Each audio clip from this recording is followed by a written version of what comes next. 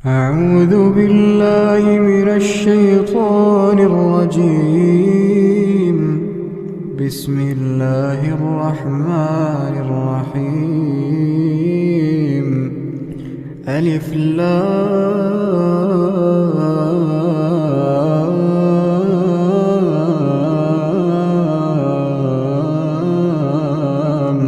ميم. பெருமதிப்பிற்கும் மரியாதைக்கும் உரிய எல்லாம் வல்ல அல்லாஹுவின் நல்லடியார்களே, அருமை பெரியோர்களே, தாய்மார்களே, சகோதர சகோதரிகளே,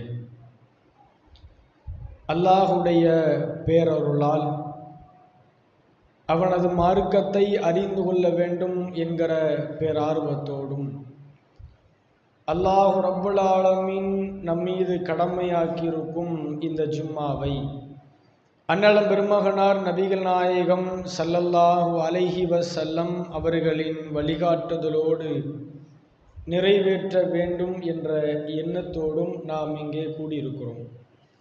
இறைவனின் அன்பும் அருளும் பொழிகிற இந்த நேரத்தில் நபிகளார் எச்சரித்த நரகம் என்ற ஒரு தலைப்பை நான் தேர்வு செய்திருக்கிறேன்.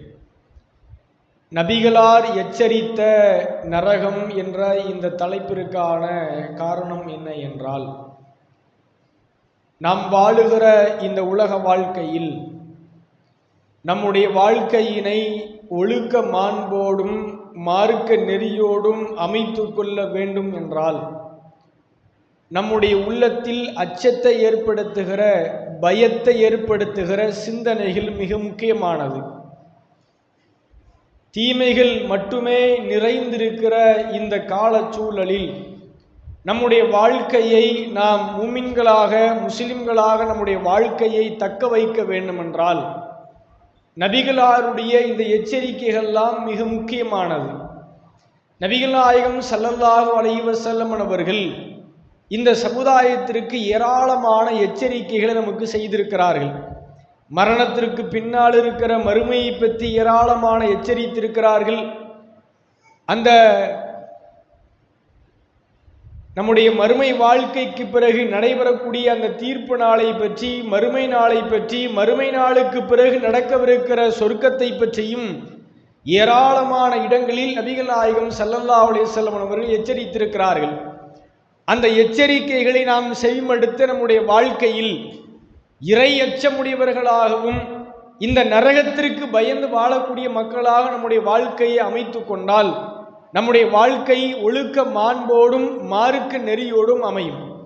அல்லாஹ்வின் தூதரவர்கள் அப்படி என்னெல்லாம் எச்சரித்திருக்கிறார்கள்? நரகத்தை பற்றி ஏராளமான இடங்களில் எச்சரிக்கை நமக்கு செய்யப்பட்டிருக்கிறது.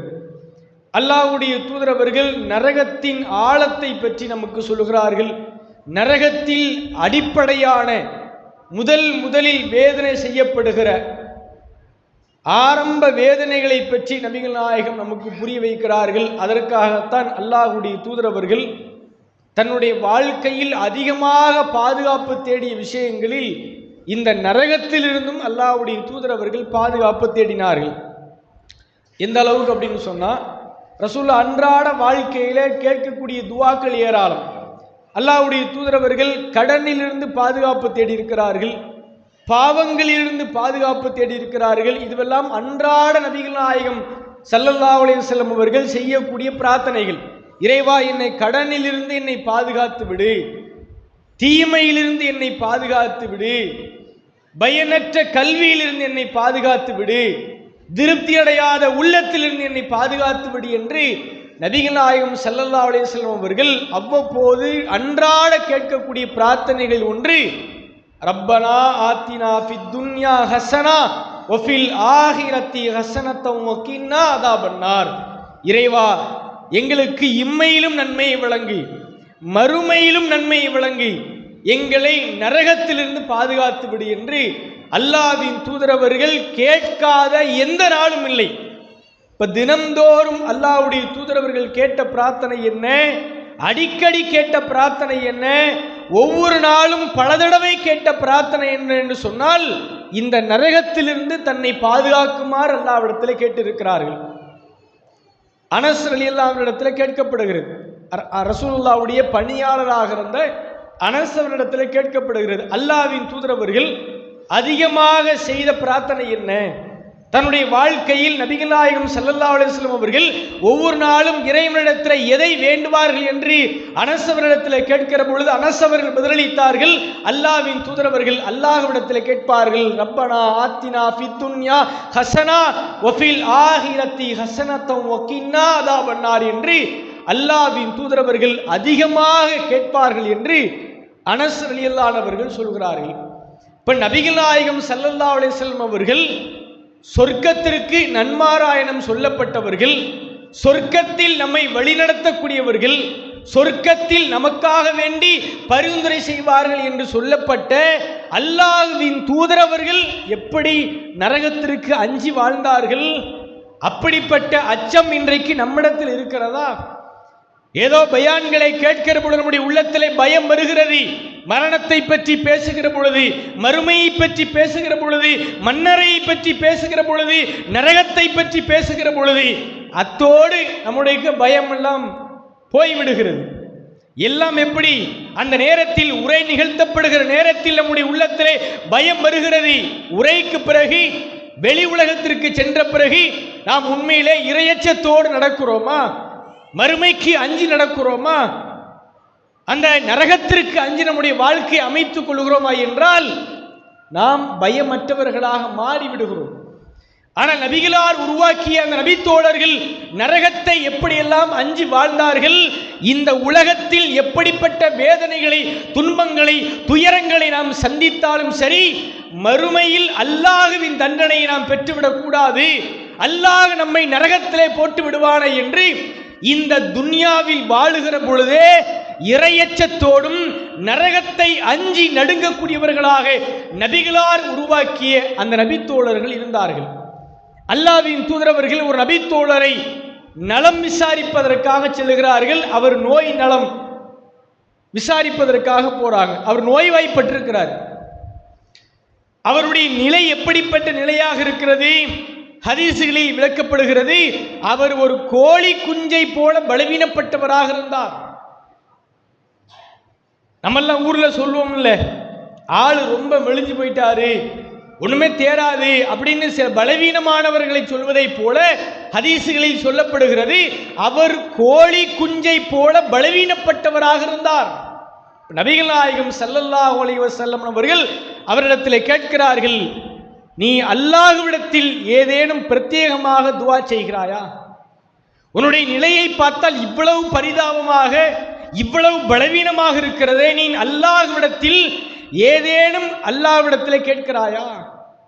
ஆம் அல்லாஹ்வுடைய தூதரே, நான் அல்லாஹ்விடத்திலே ஒவ்வொரு நாளும் கேட்கிறேன். என்ன கேட்கிறேன் தெரியுமா?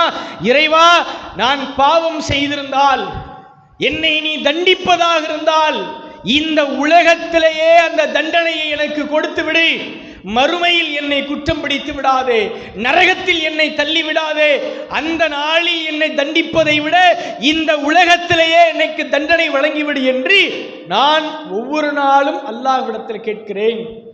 அல்லாஹ்வின் தூதர் அவர்கள் ஆச்சரியம் அடைந்தார்கள்.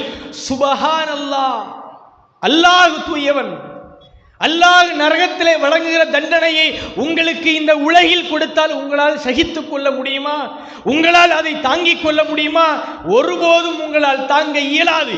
நீங்கள் என்ன அல்லாஹ்விடத்தில் கேட்டிருக்க வேண்டும் தெரியுமா? அல்லாஹ்விடத்தில் நீங்கள் கேட்டிருக்க வேண்டும், ரப்பனா ஆத்தினா ஃபித் துன்யா ஹஸனா வ ஃபில் ஆஹிரத்தி ஹஸனத்தம் வ கின்னா அதாபன்னார். இறைவா, என்னை இந்த உலகத்திலும் எனக்கு நன்மையை வழங்கிவிடு, மறுமையிலும் எனக்கு நன்மையை வழங்கிவிடு, என்னை நரகத்திலிருந்து பாதுகாத்து விடு என்று அப்படியல்லவா நீங்கள் கேட்டிருக்க வேண்டும் என்று தன் தோழருக்கு நபிகளார் அறிவுரை சொன்னார்கள். இதில் கவனிக்க வேண்டிய செய்தி என்ன? என்றைக்கோ மரணித்து மண்ணோடு மண்ணான பிறகு, மீண்டும் உயிர் கொடுத்து எழுப்பப்பட்ட பிறகு, விசாரணைக்கு பிறகு நரகத்திலே செய்யப்படுகிற வேதனைக்கு பயந்து இந்த உலகத்தோடு கதை முடிந்துவிட வேண்டும் என்று இந்த உலகத்தில் எப்படிப்பட்ட துன்பங்களை, துயரங்களை, அல்லாஹுவின் வேதனையாக இருந்தாலும் சரி, நான் மறுமையிலே தண்டிக்கப்பட்டு விடக்கூடாது என்று சஹாபாக்கள் இருந்தார்களா இல்லையா? இப்படி எத்தனை நபி தோழர்கள் விபச்சாரம் செய்துவிட்டு நபிகளாரிடத்திலே ஏன் தண்டனைகளை கேட்டு பெற்றார்கள்? இந்த உலகத்தோடு நம்முடைய பாவ கணக்கு முடிவடைந்து விட வேண்டும், மறுமையில் இறைவனால் நாம் தண்டிக்கப்பட்டு விடக்கூடாது. அந்த நரக நெருப்பிற்கு அஞ்சிதான் இந்த உலகத்தில் நம்முடைய மான மரியாதை போனாலும் பரவாயில்லை, கல்லால் எரிந்து கொல்லப்பட்டாலும் பரவாயில்லை என்று பல நபித்தோழர்கள் முன் வந்தார்கள். அல்லாஹ்வின் தூதரிடத்தில் வந்து சொன்னார்கள், அல்லாஹ்வின் தூதரே, என்னை தூய்மைப்படுத்துங்கள், நான் விபச்சாரம் செய்து விட்டேன். நபிகளார் பலமுறை மறுக்கிறார்கள். விபச்சாரத்திற்கான தண்டனையை கொடுப்பதற்கு நபிகளாருக்கு மனமில்லை. ஆனாலும் அவர் மீண்டும் மீண்டும் அதை உறுதிப்படுத்துகிறார், நான் உண்மையிலேயே விபச்சாரம் செய்துவிட்டேன், எனக்கான தண்டனையை தாருங்கள். அல்லாஹ்வின் தூதரவர்கள் அவரை பரிசோதிக்க சொல்கிறார்கள், இவர் ஏதேனும் மதுபானத்தை அருந்திருக்கிறாரா, குடித்துவிட்டு உளறி கொண்டிருக்கிறார் என்று பாருங்கள். நான் குடிக்கவில்லை, மதுபானத்தை அருந்தவில்லை, தெளிவாக இருக்கிறேன் அல்லாஹ்வின் தூதரே, நான் விபச்சாரம் தான் செய்துவிட்டேன், எனக்கு தண்டனையை கொடுத்து விடுங்கள். அவர் நினைத்திருந்தால் அந்த தண்டனையிலிருந்து விலகி இருக்க முடியும். ஏன் குற்றச்சாட்டெல்லாம் வரவில்லை, அவரே முன்வந்து அல்லாஹ்வுடைய தூதரிடத்தில் சொல்லுகிறார், இந்த காலத்தை போல ஆடியோ ஆதாரங்கள் இல்லை, வீடியோ ஆதாரங்கள் இல்லை, எந்த சாட்சிகளும் முன்வரவில்லை, 4 சுவத்துக்குள்ளே நடந்து முடிந்த காரியங்களை அவரோடு அவர் விட்டு தள்ளிவிட்டு சென்றிருக்கலாம். ஆனாலும் இந்த சபையை சொல்வதால் என்னுடைய மானம் மரியாதை எல்லாம் போனாலும் பரவாயில்லை, அல்லாஹ்வின் தூதரவர்களால் தண்டனை கொடுக்கப்பட்டாலும் பரவாயில்லை, மறுமையில் அல்லாஹ்வின் பிடி மிக கடுமையானது, அல்லாஹ் நம்மை நரகத்திலே தள்ளிவிடுவான் என்ற பயத்தை தவிர தண்டனையை பெற்றதற்கு வேறு என்ன நோக்கம் இருக்க முடியும்? தண்டனை என்றால் 6 மாத காலங்கள் சிறையில் அடைத்து சிக்கன் பிரியாணி வழங்கப்படுகிற தண்டனையா? 10,000 ரூபாய் பணத்தையும் தையல் மிஷினையும் வழங்குகிற இந்தியா போன்ற தண்டனையா? கல்லால் எறிந்து கொல்லப்பட வேண்டிய தண்டனை, அடிக்கிற ஒவ்வொரு அடியும் ரத்தம், மண்டை உடைந்து ரத்தம் பீத்து கொண்டு வருகிற தண்டனை, இதுவெல்லாம் தெரியும், பரவாயில்லை, நபிகளாரிடத்திலே சொல்ல வேண்டும், தண்டனையை பெற வேண்டும் என்று சொல்லி தண்டனையை தானாக பெற்று உயிர்களை தியாகம் செய்தார்களே, எதற்காக? இந்த துன்யாவோடு நம்முடைய கதை முடிவடைந்திருக்க வேண்டும், மறுமையில் நாம் அல்லாஹ்விடத்திலே மாட்டிக்கொள்ளக் கூடாது என்ற பயத்தை தவிர வேறு எந்த நோக்கமும் இல்லை. அப்படி நம்முடைய உள்ளத்தில் நாம் இன்றைக்கு ஒவ்வொரு காரியத்தையும் செய்கிற பொழுது நம்முடைய உள்ளத்தில் இதை செய்தால் அல்லாஹ் நம்மை தண்டித்து விடுவான், அல்லாஹ் நம்மை நரகத்திலே போடுவான் என்ற பயம் நம்முடைய உள்ளத்திலே வருகிறதா? இல்லையே. வணக்க வழிபாடுகளை தவறவிட்டு விட்டோம் என்று சொன்னால் இதனால் நாளை மறுமையிலே நாம் நரகத்திலே தள்ளப்படுவோம் என்று மார்க்கம் சொல்லுகிறது. எத்தனை பேர் அந்த வழிபாடை முறையாக செய்கிறோம்? தொழுகை என்ற வழிபாடு உலகத்தில் எத்தனை காரியத்தில் வேண்டுமானால் மனிதர்கள் விதிவிலக்கு பெற முடியும், இந்த தொழுகையிலிருந்து ஒருவனும் நாளை மறுமையிலே தப்ப முடியாது என்கிறது மார்க்கம். அல்லாஹ் தன்னுடைய திருமறையிலே சொல்கிறான், நாளை மறுமையிலே சொர்க்கவாசிகள் நரகத்திலே வெந்து சாகர மக்களிடத்தில் கேட்பார்களாம், மா சலக்கக்கும் ஃபி சக்கர், உங்களை இந்த நரகத்திலே எரிந்தது எது? எது உங்களை நரகத்திலே கொண்டு வந்து தள்ளியது? நரகத்திலே வெந்து சாகிறவர்கள் பதில் சொல்வார்களாம், நாங்கள் உலகத்தில் வாழுகிற பொழுது தொழுபவராகவோ ஏழைகளுக்கு உணவளிப்பவராக நாங்கள் இருந்ததில்லை, நாங்கள் தொழாததால் ஏழைகளுக்கு உணவளிக்காததால் அது எங்களை நரகத்திலே கொண்டு தள்ளியிருக்கிறது என்று அல்லாஹ் திருமறையிலே சொல்லுகிறானே. அப்படிப்பட்ட நரகத்திற்கு பயந்து 5 நேரம் முறையாக தொழுகிற முஸ்லிம்கள் எத்தனை பேர்? நாம் தொழுகை எப்படி பார்க்கிறோம்? தொழுகை எல்லாம் வேலை வெட்டி இல்லாதவர்கள் செய்கிற வழிபாடு, தொழுகை எல்லாம் நேரம் கிடைக்கிற பொழுது செய்கிற வழிபாடு, தொழுகை எல்லாம் வயோதிக காலத்தில் செய்கிற வழிபாடு என்று நாம் தொழுகையை புரிந்து வைத்திருக்கிறோம். ஆனால் தொழாவிட்டால் நரகத்திலே அல்லாஹ் எரிவான் என்று அல்லாஹ் சொல்கிறானே, அந்த எச்சரிக்கையை செவிமடுத்து எத்தனை பேர் தொழுகையை முறையாக கடைபிடிக்கிறோம்? இப்ப இது எதை காட்டுகிறது? நாங்கள் நரகத்திற்கு அஞ்சவில்லை, நபிகளார் எச்சரித்த நரகத்தை நாங்கள் பயப்படவில்லை என்பதை தவிர வேறு எதை காட்டுகிறது? இப்ப அல்லாஹ்வுடைய தூதரவர்கள் நரகத்திற்கு எப்படியெல்லாம் பயந்தார்கள்? அப்படிப்பட்ட நிலை நபிகளாருக்கு இல்லை, பயப்பட வேண்டிய எந்த தேவையும் இல்லை. ஆனாலும் தப்பித்தவரை கூட அல்லாஹ் நம்மை தண்டித்து விடக்கூடாது, நரகத்தில் வீழ்ந்து விடக்கூடாது என்பதிலே நபிகளார் மிக எச்சரிக்கையாக இருந்தார்களா இல்லையா? அதனால்தான் ஒவ்வொரு நாளும் அல்லாஹ்விடத்தில் கேட்டார்கள், இறைவா இந்த உலகிலும் எனக்கு நன்மையை தா, மறுமையிலும் எனக்கு நன்மையை தா, என்னை நரகத்திலிருந்து பாதுகாத்து விடு என்று கேட்டார்களே. நாம் அல்லாஹ் அப்படிப்பட்ட நரகத்திற்கு அஞ்சுகிறோமா? ஒவ்வொரு நாளும் அந்த நரகத்திலிருந்து பாதுகாப்பு தேடுகிறோமா?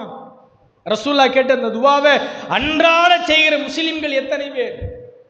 அல்லாஹ்வின் தூதரவர்கள் அதன் ஆழத்தை புரிய வைக்கிறார்கள். ஒரு சபையில் நபிகளாரோடு மக்கள் எல்லாம் அமர்ந்திருக்கிறார்கள். அல்லாஹ்வுடைய தூதரவர்களோடு அமர்ந்திருக்கிற பொழுது ஒரு சப்தம் ஏற்படுகிறது.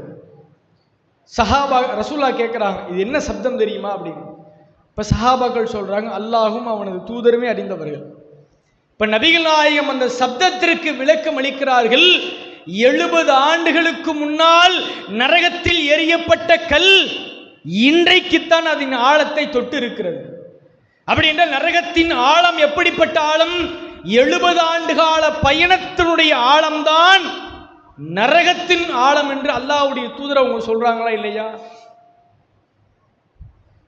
அதனால தான் திருக்குர்ஆன் முழுவதும் அல்லாஹ் எச்சரிக்கை செய்கிறான். யா அய்யுஹல்லதீன ஆமனூ, இறை நம்பிக்கையாளர்களே, உங்களையும் உங்கள் குடும்பத்தாரையும் நரக நெருப்பிலிருந்து நீங்கள் பாதுகாத்துக் கொள்ளுங்கள்.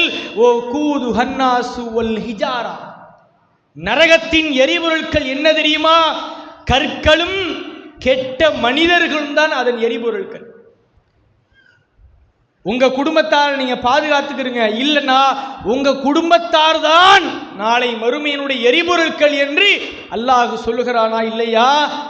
அப்படிப்பட்ட நரகத்தை அஞ்சி நம்முடைய வாழ்க்கை இருக்கிறதா?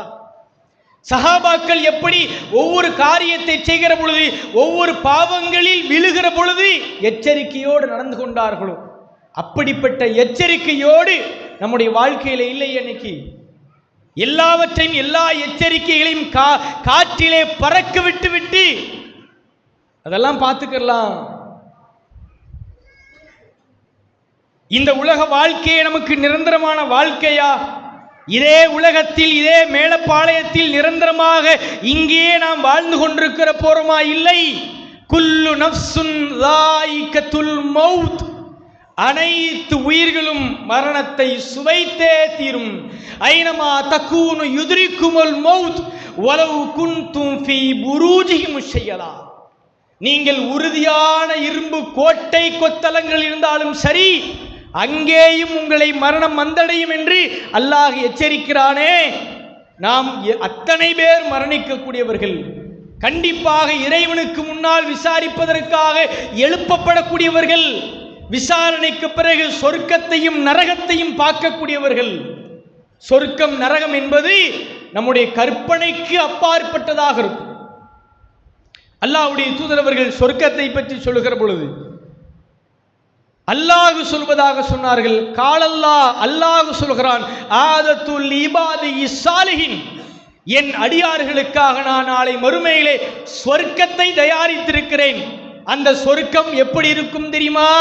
மாலா ஐனுன் ராத், எந்த கண்களும் பார்த்திராத சுவனம், ஒலா உதுனுன் சமியத், எந்த காதுகளும் அதன் சப்தத்தை கேட்டிருக்க மாட்டார்கள், ஒலா ஹத்தர அலா கல்பி பஷர், எந்த உள்ளங்களும் இப்படித்தான் சுவனம் இருக்கும் என்று நினைத்து பார்த்திட முடியாத அளவிற்கு பிரம்மாண்டமாக அல்லாஹ் சொர்க்கத்தை தயாரித்திருக்கிறான் என்று அல்லாஹ்வின் தூதரவர்கள் சொன்னார்களே.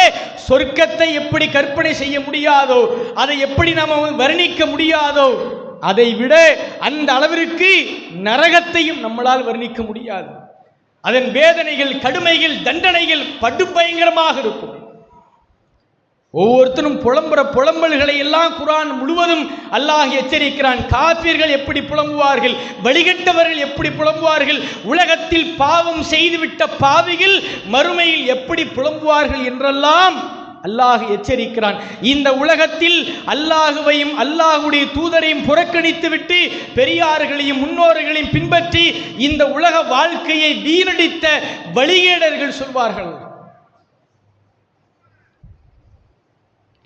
மறுமையில புலம்புவானா,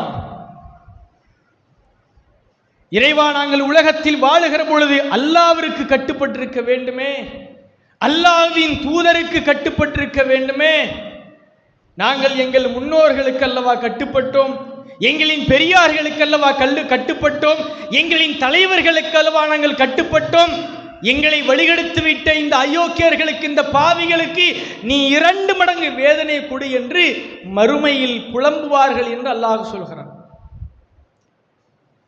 இப்ப நரகத்தின் எச்சரிக்கைகளை இந்த உலகத்தில் வாழுகிற பொழுதே உள்வாங்கிக் கொண்டு எந்த காரியத்தின் வழியாகவும் நான் என்னை நரகத்திற்கு அனுப்பிவிட மாட்டேன், நரகத்திலே தள்ளுகிற எந்த காரியத்தையும் செய்ய மாட்டேன் என்று நம்முடைய வாழ்க்கையில் இறையச்சத்தோடும் மறுமையச்சத்தோடும் நரகத்திற்கு பயந்து வாழுகிற நன்மக்களாக அல்லாஹ் ரப்புல் ஆலமீன் நம் அனைவரையும் ஆக்கி அருள் புரிவான் என்ற பிரார்த்தனையோடு என்னுடைய முதல் உரையை நிறைவு செய்கிறேன்.